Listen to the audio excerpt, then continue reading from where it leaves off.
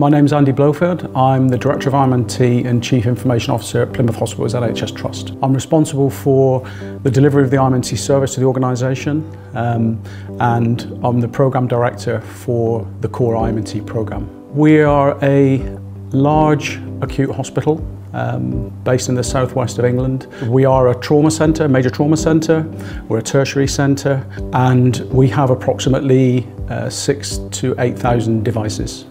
We had a best of breed approach since pretty much 1999. So we would buy clinical systems and we would integrate them together using HR7. That's not largely successful.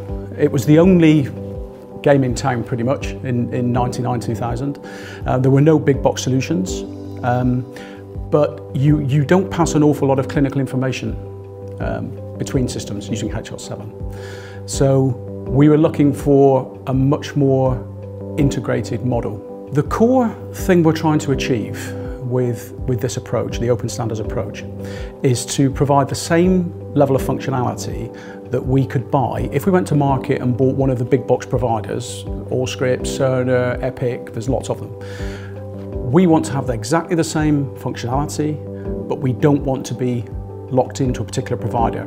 We want the same level of data independence and supplier independence that people are used to with things like packs. So we've changed our packs 3 times.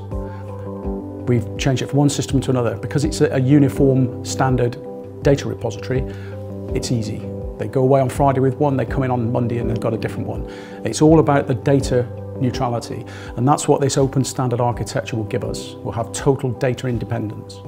Innovation using the postmodern approach is an interesting challenge, and the way it benefits us, we believe, is that we're not starting from a greenfield position. We've got 190 clinical solutions that are already there, and we want to innovate moving forward, but we know we've got to start with these core 190.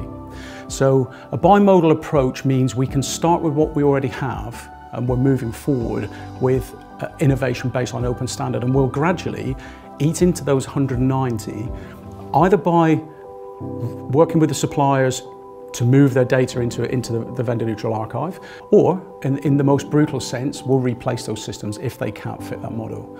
So it really gives us the ability to make progress in a new direction using new technologies, whilst not drawing a line under what we've got already, which we just clearly couldn't do.